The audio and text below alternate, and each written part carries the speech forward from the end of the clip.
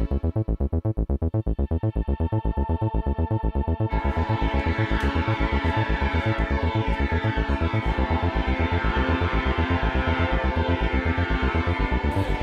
to be at the hate crime conference this morning, run by the Registered Social Landlords. I think it's very, very important that everybody in society understands what a hate crime is, and I'm going to be talking today about hate crime, what it is, why it's important to report, and the different mechanisms people can use to actually report hate crime. It's a particular relevance, I think, to registered social landlords, because sometimes their tenants are the brunt of hate crime. I think as joint partnership working, we can definitely make a difference. I think if people are trying to work on their own, it is a hard uphill struggle. I think together we can make a big difference if everyone's working to the same standard and people know that whoever they turn to for support and help, they'll get that same level of quality service. Well, we're already the second largest reporter of hate crime on Wirral. After the police are the first, we're second, and so we're doing quite well, but we can still do better. And the more of our staff that are aware of what hate crime is and spot it, tell us about it, and enable us to get support for victims, then I think that will make a more fairer society. The main reason I'm here today is basically to raise awareness around hate crime and sort of inform people on a walking the floor level. So not strategies and not, bright ideas and not this and that, just literally ground level. This is it, it's real, it happens, and how can we stop it? I hope that by the end of the day, rather than feeling depressed and thinking, isn't it awful, and what can you do, that actually they feel inspired to go out and do something. And at the start of the day we showed a short film that Homotopia made featuring Marie Causa and G Walker, and even though it's a 4-minute long film, it basically shows how you can turn what is essentially quite tragic circumstances into something quite positive and uplifting. G obviously has set up the Anthony Walker Foundation, and Marie is working with the Michael Causa Foundation. And I hope that that inspires the delegates today to think, well, what can I do in my job and at home, but also within my organisation to influence things so that we can prevent hate crime and people become, just happier in their lives and there are less victims.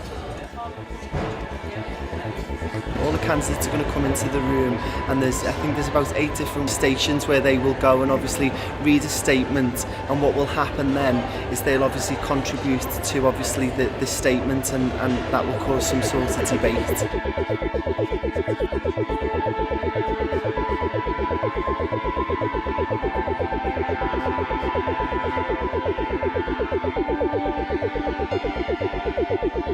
I'm Neil Townsend, I work for Riverside Housing Association. Been working with all the RSLs in Merseyside for ages, and obviously Homotopia. This conference came out of a bit of a back of a fag packet idea, and here we are today with 150 or so people, hopefully getting something really good out of it. Good, and how do you think the speed dating went? I think it went really well. I think the debates around the tables, listening, were really good. Some really challenging comments being made.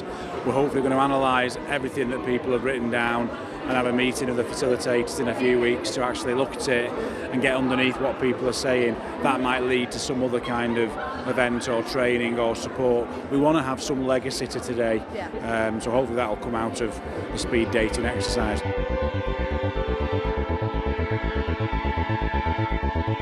I thought it was really good. There was a lot of debate, and it was good because you went around so many things, asked it, and got to consider so many sort of different angles of it. And like I say, there was some instant debate. Good. What do you expect to get out of the day today? I think it's just a better awareness of hate crime, and how other organisations are dealing with it, and how we can all work together to try and improve the situation. Really good, very thought-provoking. We've just carried on some of the conversations we've been having, because I've just been saying sometimes you're so blinkered in your view, aren't you, and you can't see outside of that view until somebody actually puts something in front of you and tests your views. And what do you expect to get out of today?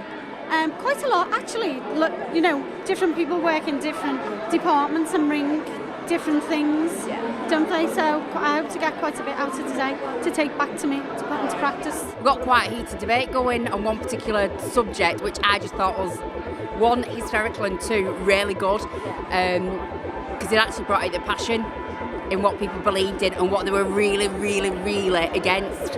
And I just thought, go for it. So just let the table open up, let everybody have this say, and it's like, you know what, there's no wrong, there's no right in this. It's just what you feel and what you're strongly against or for.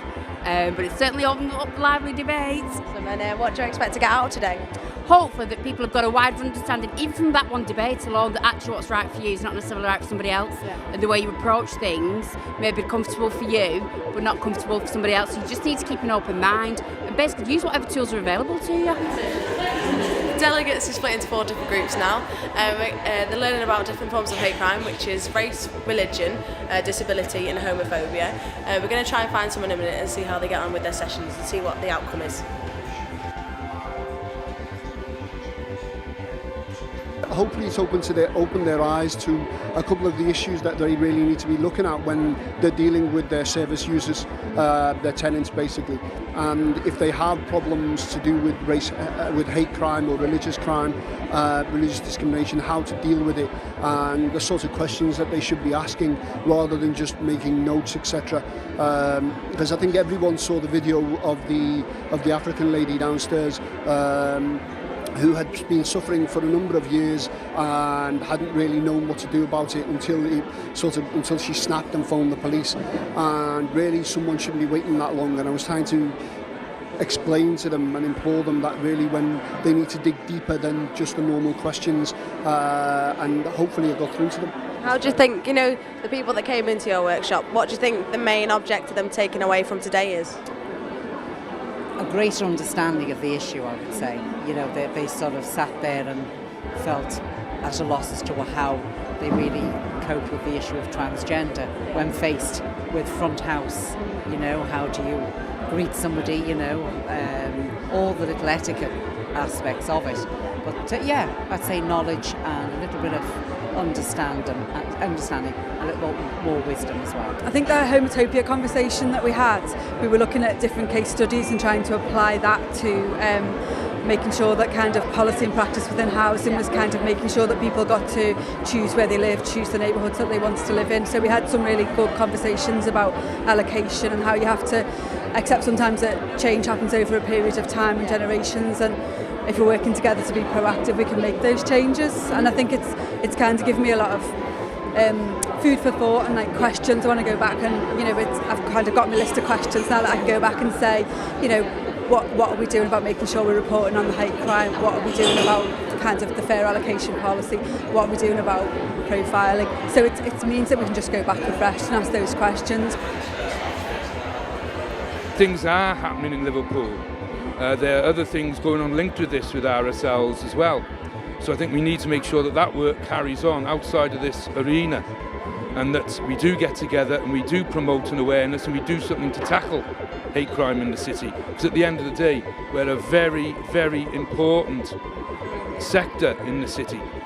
We can't do it on our own, but we need to do what we can do, and we need to be consistent. And that's why outside of here, not just today, we need to be working together and with other agencies outside of here, doing what we can and should do. And there are things going on, there's other training going on to make sure that we fit into a citywide perspective. And all I can say is I think people should always attend these, and let's go on together and make sure that we work and tackle hate crime as we can. So it's the end of the day. What can you take away from today? A lot of the things you sort of already know, but you tend to put it at the back of your mind because you've forgotten. So it just brings everything to the forefront again, and actually it just gives you a good feeling because you just know that actually we're not in this alone, are we? It's everybody together. And I think it's just nice as well seeing a diverse audience of different people from different backgrounds, different walks of life, all wanting the same thing. And hopefully with time, perseverance and education and support and everything else, we'll do it. But I've really enjoyed it, and I know my team have as well. So it's been a result for us. Woohoo! Brilliant, thank you. Cheers.